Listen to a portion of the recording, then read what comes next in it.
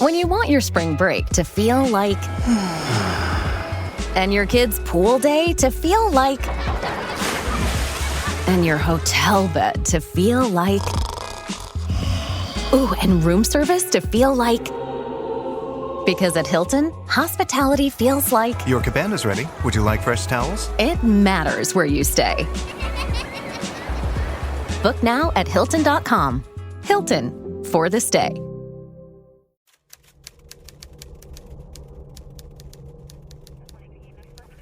Uno de los conceptos más interesantes de la teoría del caos es el efecto mariposa, que dice que un pequeño acontecimiento sucedido en el momento y tiempo justos puede generar gigantescas consecuencias a largo plazo.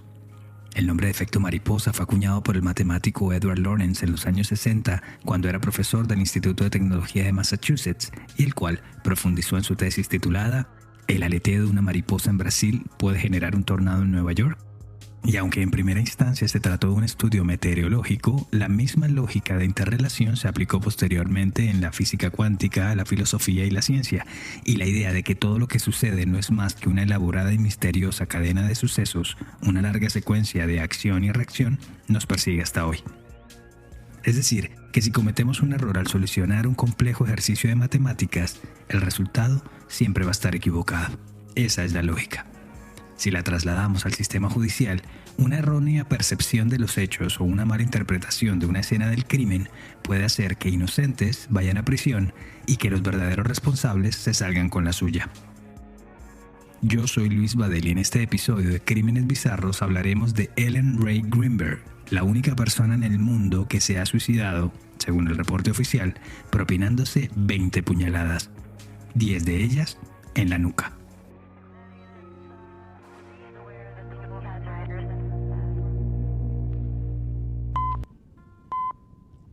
Esta historia nos fue sugerida por Ivana Batista a través de un mensaje que nos dejó en Instagram en @crímenesbizarros.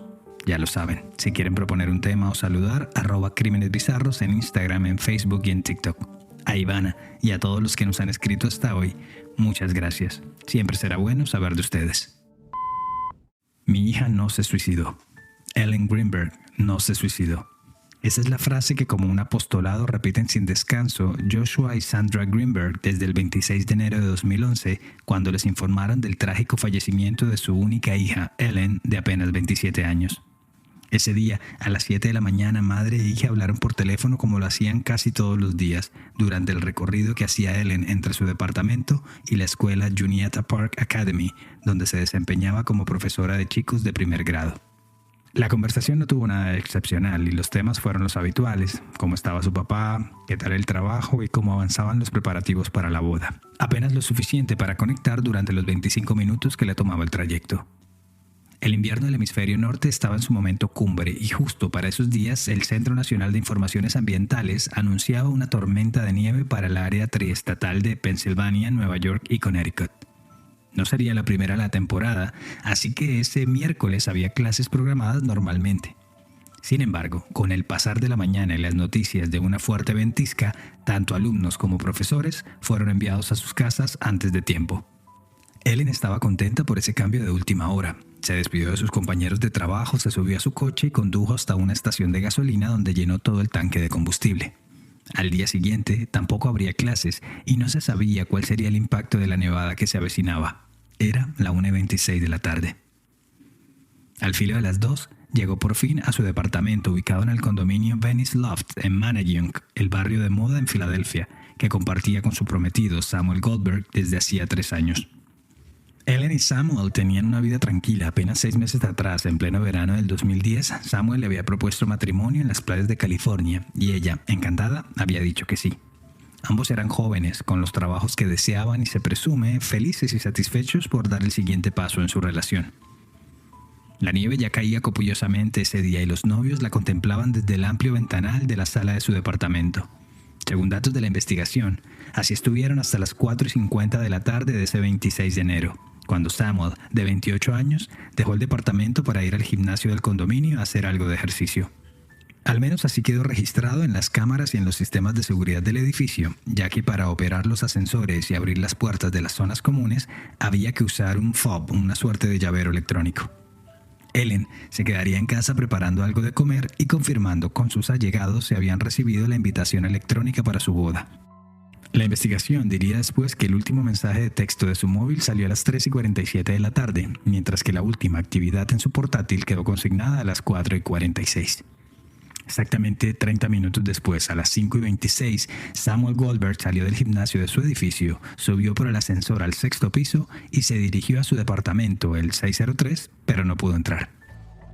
Tenía sus llaves, pero el pestillo de seguridad interno, como el que tienen la mayoría de las habitaciones de hotel, estaba puesto. Golpeó la puerta un par de veces, pero Ellen no le abrió. Luego insistió nuevamente y tampoco hubo respuesta. Fue entonces cuando tomó el móvil y le mandó un primer mensaje de texto a su prometida. Hola. Y luego otro. Abre la puerta. Cada mensaje lo alternaba golpeando de nuevo la puerta y llamando el nombre de Ellen a viva voz. Entonces inició una cascada de mensajes de texto durante 22 minutos, los cuales demostraban la montaña rusa de sentimientos que lo iban embargando. ¿Qué estás haciendo? Me estoy enojando. Hola. Mejor que tengas una buena excusa. Incluso envió el tradicional "What the fuck?". ¿Qué demonios? Luego ¡Ah! Y finalmente terminó con No tienes ni idea. en lo que sería el punto más alto de su frustración. Sin embargo, la puerta nunca se abrió. Ellen no respondió, no abrió los mensajes de texto y Samuel ya no sabía qué más hacer. Solo que tenían que entrar como fuera posible a su departamento. Entonces bajó al lobby y habló con el guardia de seguridad que estaba de turno esa noche, un hombre de 67 años llamado Phil Hanton, a quien de plano le pidió ayuda para derribar la puerta. A lo que el buen Phil se negó y le dijo que eso iba en contra de las políticas del edificio. A regañadientes, Samuel subió de nuevo a la 6ª planta y de alguna forma, sumando todas sus fuerzas, derribó la puerta con pestillo y todo y pudo entrar a su vivienda. La puerta del departamento se abre hacia la izquierda, hacia donde está ubicada la cocina. A su derecha queda una pequeña zona común, un closet, un baño de visita y la entrada de una habitación. Al frente de la entrada de la casa, del departamento, está el living y el comedor, el mesón de la cocina y a la izquierda de este la entrada al cuarto principal. Ya adentro, con la puerta abierta, llamó 2 veces el nombre de su prometida, pero sin respuesta. Solo hasta cuando la cerró y quedó la cocina al descubierto fue que descubrió con horror el cuerpo sin vida de su futura esposa sentada en el piso justo debajo de los gabinetes. A las 6:31 de la noche se presume que hizo la llamada al 911. Y digo se presume porque no hubo registro oficial de esa llamada. Pero los servicios de emergencia anotaron en su minuta que habían sido despachados a la dirección en cuestión a las 6:33 de la tarde. I need everything now. I just walked to my apartment. My fiance's on the floor with blood everywhere. Ayuda, necesito ayuda. Acabo de entrar y mi prometida está en el piso y tiene sangre por todos lados. What is the address? 4601 Flat Rock Road. Please come help now. ¿Cuál es la dirección? 4601 Rock Road. Por favor, vengan. Ayuda. Ya. What apartment number? Please hurry, please. Keep bleeding. Después de un pequeño intercambio de agitadas frases, Samuel retomó la calma. Use some help. I'm sorry. I don't know. I'm looking at her right now. I can't see anything. There's nothing broken. No lo She's sé. bleeding. La estoy viendo en estos momentos y no puedo ver nada. No tiene nada roto, hay sangre. Eli. Creo que viene de su cabeza. No sé, tal vez se cayó. La llamada se extendió por varios minutos más, en las que le pidieron que se calmara y que contara lo que había pasado y cómo había entrado al apartamento. Luego, le pidieron que revisara si el abdomen de Ellen se movía con los vaivenes propios de la respiración. Look at her chest and tell me if it's going up and down. Y ante la negativa, le preguntaron si sabía hacer la reanimación CPR o resucitación cardiopulmonar. Okay, do you know how to do CPR? I don't. ¿Estás dispuesto a hacer el CPR? Yo te digo lo que tienes que hacer mientras llega la ayuda. Hola, ¿estás dispuesto? I have to, right? Okay, so get her. Tengo que hacerlo, ¿verdad? Y justo cuando se disponía a empezar con las labores de resucitación, fue que se encontró con que Ellen tenía un cuchillo de mesa de esos para cortar carne tipo tramontina de mango de madera enterrado en la mitad del pecho. La operadora le dice, no te puedes asustar, tienes que estar calmado, porque... Y enseguida es interrumpida por Samuel que le dijo, Okay, I'm trying not. Her shirt won't come off. It's a zipper. Oh my God, she stabbed herself. sí, lo estoy intentando, Su camiseta no sale, tiene una cremallera. Oh, Dios mío, se apuñaló ella misma. Luego la operadora le preguntó de nuevo que qué veía y le pidió que no tocara el cuchillo. Samuel le dijo que le salía del pecho y, en sus mismas palabras, que lo tenía enterrado justo en el corazón. Habló aún de la tibieza de su piel y que poco a poco su rostro se iba tornando de un intenso color violeta. Aún con la caída constante de la nieve en la ciudad, la ambulancia del Cuerpo de Bomberos de Filadelfia llegó a las 6:36 de la tarde y apenas 4 minutos después, Ellen Ray Greenberg fue declarada muerta. A Samuel Goldberg ya lo acompañaban algunos de sus familiares, su padre, su tío, su primo y algunos amigos, mientras que a 2 horas de allí, en Harrisburg, los Greenberg se enteraban por teléfono, en medio de un temporal de nieve, del trágico final de su hija. Según el reporte firmado por Stephen Olszewski, investigador de la Oficina del Examinador Médico de Filadelfia, los policías e investigadores revisaron todo el departamento en busca de señales de forcejeo o de pelea. También revisaron que ningún extraño haya entrado a la casa e incluso buscaron por huellas o pisadas frescas sobre la nieve acumulada en el balcón del departamento, ya que aunque estuvieran en un 6º piso no querían dejar nada al azar. También revisaron por encima el cuerpo de Ellen y vieron que no tenía heridas defensivas ni en las manos, muñecas o brazos. La fallecida tiene un cuchillo en el pecho enterrado sobre su ropa. Hay múltiples heridas de cuchillo en el pecho, en la clavícula, abajo del busto. La mano derecha está cerrada. Hay varias manchas y gotas de sangre en el piso, dice el reporte en uno de sus apartes. Luego continuó describiendo el cuerpo de la joven, los restos de sangre que tenía en su saco, en sus botas de invierno, en su pantalón deportivo gris, así como también las que encontró en el piso y en la puerta del gabinete. También señaló en una sola línea que en su mano izquierda Ellen sostenía una toalla blanca sin una sola gota de sangre. En su mesita de noche, por su parte, encontraron varios frascos de medicinas para la ansiedad y la depresión, como alprazolam, clonazepam y zolpidem, así como un cuadernillo con los detalles de cada dosis, elementos que fueron incautados como parte de la investigación. En un punto más tardío de la noche, al filo de la madrugada, el cuerpo de Ellen Greenberg fue trasladado a la sede del examinador médico en el sector de University City en el downtown de Filadelfia, mientras que su prometido, Samuel Goldberg, fue sacado del edificio con esposas y conducido a la oficina del distrito para rendir su testimonio de lo sucedido. La autopsia empezó a las 9 de la mañana de manos del médico Marlon Osborne. Este encontró 8 heridas en el pecho en medio de los senos que iban desde los 2 milímetros hasta los 12 centímetros de profundidad, que eran los que tenía la fatal cuchillada en el esternón. También detalló una herida de 6 centímetros de profundidad en su estómago y un corte de casi 8 centímetros de largo sobre su cuero cabelludo, a la altura del hueso parietal.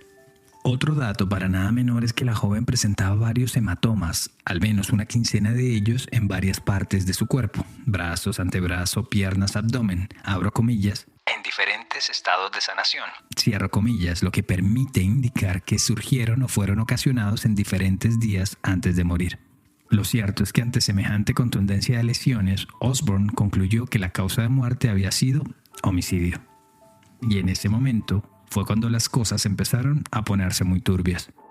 Obviamente el cambio de modalidad de muerte no fue pasado por alto y la noticia se empezó a propagar como pólvora, al punto que los Greenberg se enteraron de esa novedad cuando ya había iniciado el servicio funerario en honor a Ellen en el templo Bethel de Harrisburg, lugar que se quedó debatido entre el silencio, los sollozos y los murmullos cuando Joshua, el padre, les comunicó de esta novedad a todos los asistentes, entre los que estaba, por supuesto, Samuel Goldberg, acompañado de sus padres. Una vez terminada la ceremonia, ambas familias se acercaron a la casa de la abuela materna de Ellen y en algún momento de la noche, Joshua le dijo a su yerno que si era consciente de que ahora que se estaba hablando de homicidio, el principal sospechoso de los hechos sería él.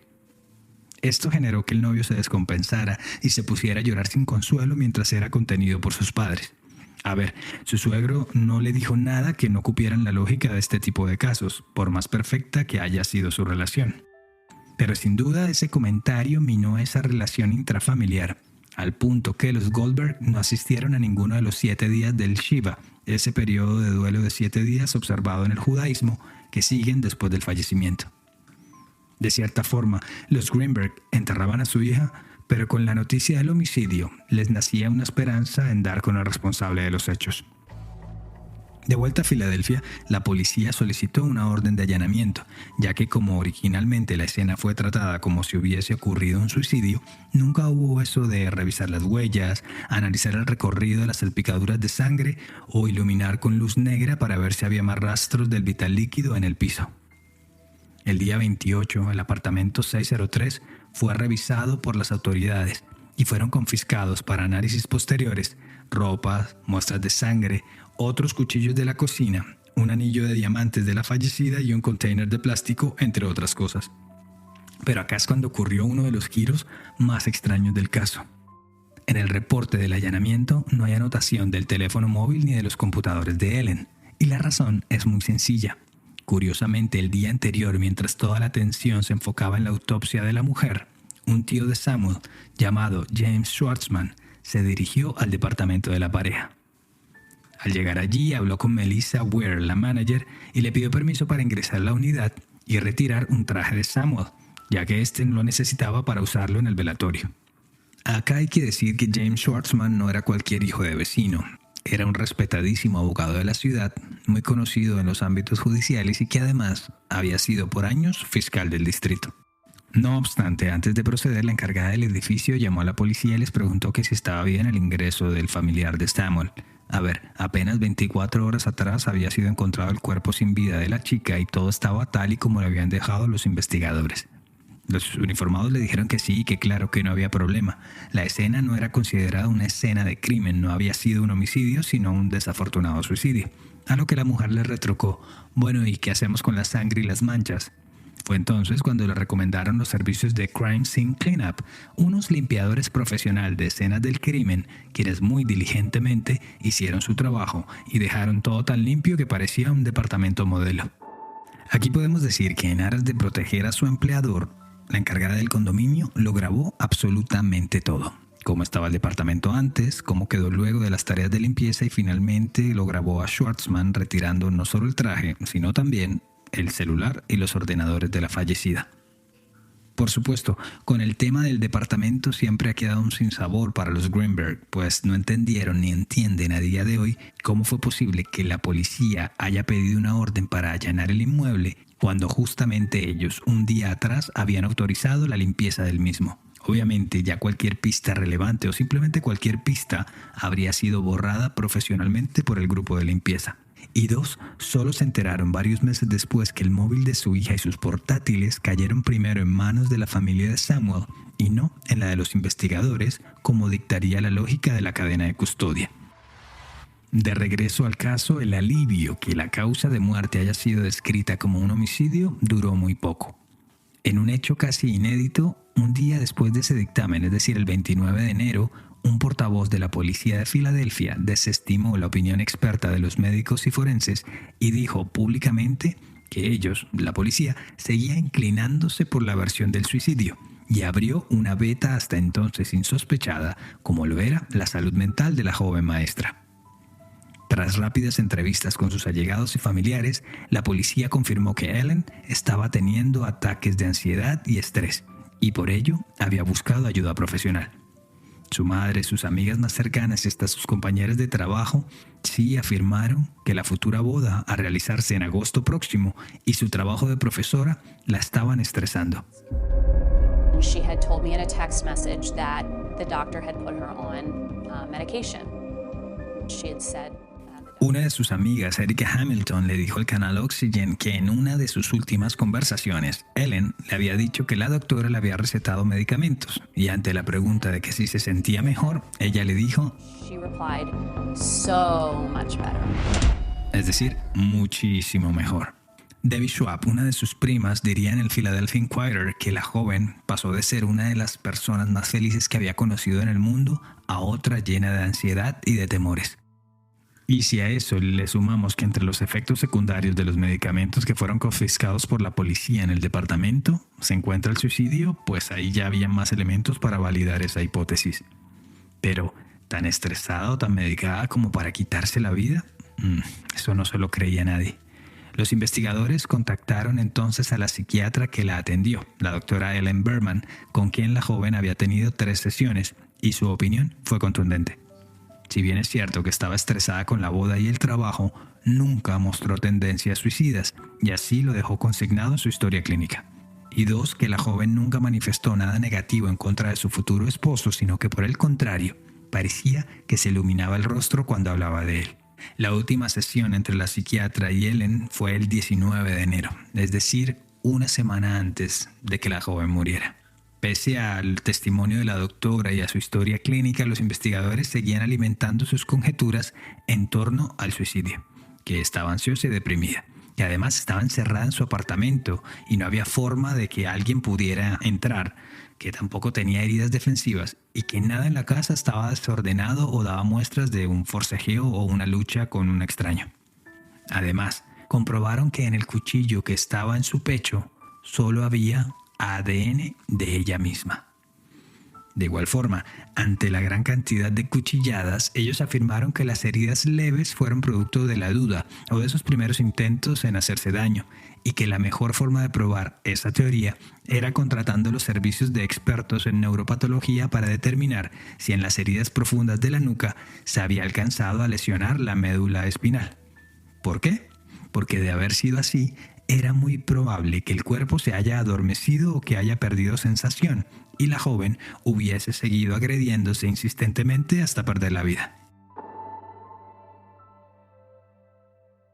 Y bueno, parecería que así sucedió, porque la policía afirmó después que la neuropatóloga en cuestión, a quien luego identificaron como Lucy Rourke Adams, les dijo que la médula espinal sí había sido pinchada, pero no cortada, lo que avalaba la teoría del adormecimiento corporal. Y así llegó el mes de marzo, y a menos de 2 meses de los hechos, la oficina del examinador médico corrigió la causa de la muerte a suicidio. Y parecía que oficialmente investigadores y médicos estaban finalmente de acuerdo. Sin duda, otro golpe tremendo e inesperado para los Greenberg. Así reaccionó el abogado de los Greenberg, Joe Podrosa, a la cadena NBC. 20 self-inflicted wounds from front and back. Suicide? Really? 20 heridas autoinfligidas en el pecho y en la espalda, ¿y lo consideran suicidio? ¿En serio?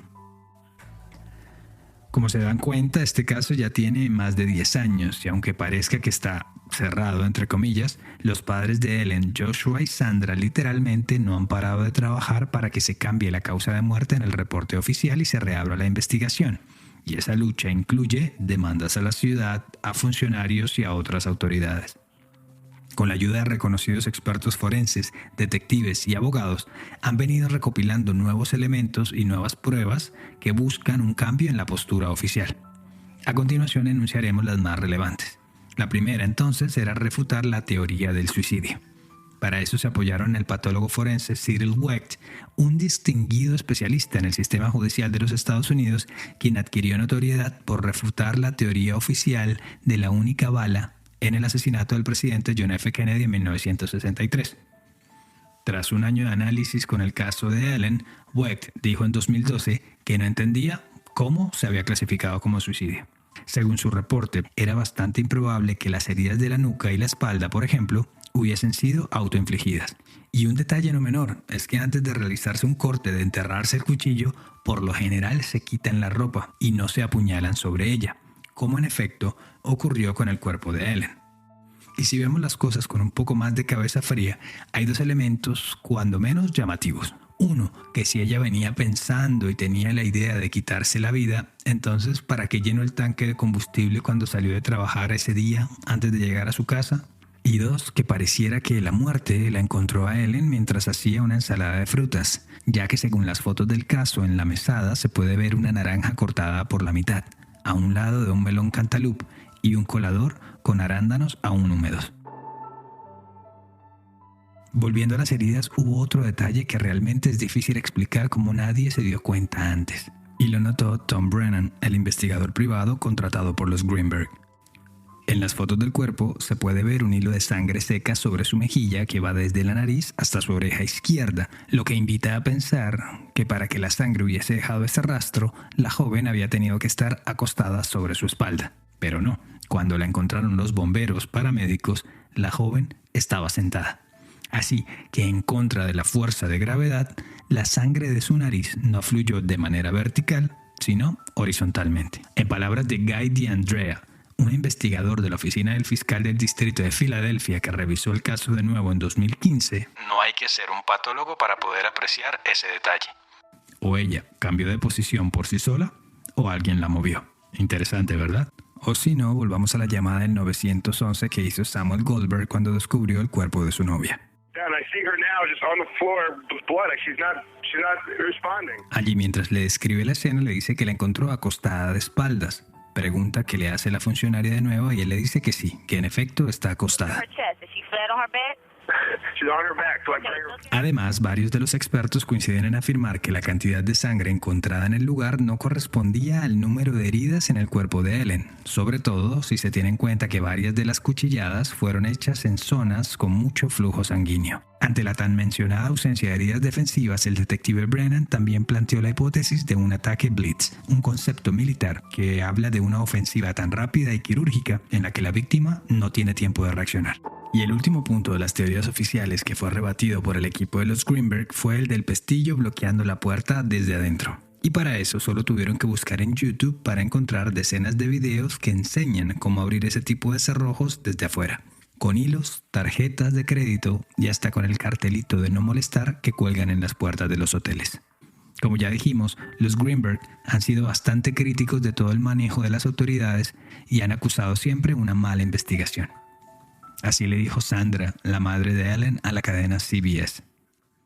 The authorities trying to make us believe that our daughter committed suicide when she didn't is just reprehensible. Las autoridades siguen intentando hacernos creer que nuestra hija cometió suicidio. Eso es simplemente condenable. De igual forma, documentos y conceptos médicos forenses parecen haberse perdido, entre ellos el escrito por la patóloga Lucy Rourke Adams en el que decía que no había lesiones en la médula espinal. Ante tal panorama fue contratado Wayne Ross, otro experto forense quien trabajó con una muestra de la médula espinal de Ellen que aún reposaba en la oficina del examinador médico, y también con un proceso que permite crear escenas tridimensionales a partir de fotografías. Y su descubrimiento fue en contravía también de la versión oficial. Para Ross, varias de las heridas de la nuca entre las vértebras 2 y 3 sí habrían cercenado la médula y por ende causado muchísimo dolor al punto de inmovilizar por completo a la víctima. Asimismo, una de las punzadas del pecho habría perforado uno de sus pulmones causándole un efecto similar. Mientras que tras revisar la autopsia, se podría hablar de dos tipos de cuchillo, uno tipo sierra como los de cortar carne y otro de hoja lisa que produce heridas más finas de corte más limpio. Y la última, que por la ausencia de sangre daba la sensación de que varios de esos cortes hubiesen sido hechos post-mortem. Pero de nuevo, todos esos hallazgos venían del personal que trabaja con los Greenberg y por más contundencia que parezcan tener, no han cambiado en nada la postura oficial. Los Greenberg también aducen que tan pronto pasaron los hechos no tuvieron acceso a los reportes forenses de la policía y ni siquiera sus abogados pudieron saber qué dijo Samuel Goldberg cuando fue interrogado por las autoridades. Siempre ha habido bastante reserva de parte de la ciudad de Filadelfia en torno al caso, y ante las denuncias de los Greenberg pidiendo que se elimine el suicidio como causa de muerte y se pase a homicidio, o por lo menos a causa indeterminada, los abogados de la ciudad han dicho que no existe piso jurídico para exigirlo, que la ciudad confía plenamente en sus profesionales de la oficina del examinador médico y que no hay por qué poner en tela de juicio sus conceptos elaborados por expertos forenses. Sin embargo, no deja de llamar la atención que Marlon Osborne, el médico que hizo la autopsia, sí cambió su concepto médico apenas a 3 meses de ocurridos los hechos, presuntamente, o según dicen los Greenberg, por presiones de un sector de la policía o de alguien más. Y sobre este respecto, cabe anotar que Samuel Goldberg y su familia siempre han sido centro de muchas suspicacias. ¿Recuerdan a James Schwartzman, el tío de Samuel? Pues informes forenses pudieron determinar que antes de llamar al 911, el joven llamó a su primo Camion y después habló con su tío James. ¿De qué hablaron? Un misterio, como casi todos los testimonios de Samuel en torno al caso, quien nunca ha dicho nada públicamente. Lo único que ha trascendido es que Samuel dijo que cuando entró a la fuerza a su departamento derribando la puerta, el guardia de seguridad del edificio estaba a su lado. Pero dos hechos lo contradicen. Uno, el propio testimonio de Phil Hunton, el guardia. Y dos, que la cámara de seguridad del lobby del edificio solo muestra a Samuel entrando al ascensor y subiendo al 6º piso. De resto, todo ha sido silencio de su parte. Incluso no volvió a comunicarse con la familia de Ellen. Se mudó a Nueva York, se casó, tuvo hijos y cortó todo contacto con su pasado. Un gran vacío del caso siempre será ver realmente qué pasó en el pasillo del 6º piso, si Samuel derribó o no la puerta, si la abrió o qué fue lo que pasó, ya que el edificio solo tenía cámaras en el lobby, en las puertas y en las vías de acceso, pero nada de video en los pisos o en la salida del elevador. Pero nada se compara con el vacío que tienen Joshua y Sandra Greenberg desde ese ya lejano 26 de enero de 2011. Sin embargo, recientemente parece que una nueva luz se ve al final del túnel. Según la revista People, en julio de este año, de 2022, ante la abstención de la Fiscalía de Filadelfia de reabrir el caso por un supuesto conflicto de intereses, este pasó a la Fiscalía del Distrito del Condado de Chester, el cual ya destinó un investigador y un fiscal como encargados de la investigación. Así recibió la noticia Joshua Greenberg en una entrevista con la cadena NBC. Finally, somewhere in the criminal justice system of Philadelphia and in the Commonwealth of Pennsylvania. Finalmente, alguna parte del sistema de justicia de Filadelfia y Pensilvania parece haberse roto. Y ahora por fin empezamos a recibir algo. Did your daughter kill herself? No. A la pregunta de que si ellos creen que su hija se suicidó, la respuesta es más que evidente. Do you feel that there's hope? ¿Y esto les da una nueva esperanza? We hope so. We're not going to let this go. Pues eso esperamos. No vamos a dejar que esto se quede así, sentenció el padre. Así que solo el tiempo dirá lo que realmente le pasó a Ellen Rae Greenberg esa noche nevada de enero de 2011. Y si las sospechas y esa lucha amorosa de sus padres han valido la pena. O si por el contrario, por más que cueste aceptarlo, esta vez la versión oficial ha sido la verdad.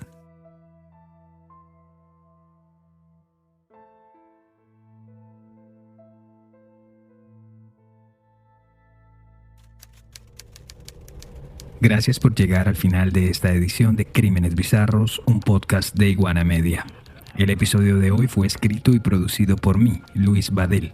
Y ya saben, si quieren proponer un tema o simplemente saludar, lo pueden hacer en @crímenesbizarros en Instagram, Facebook y TikTok.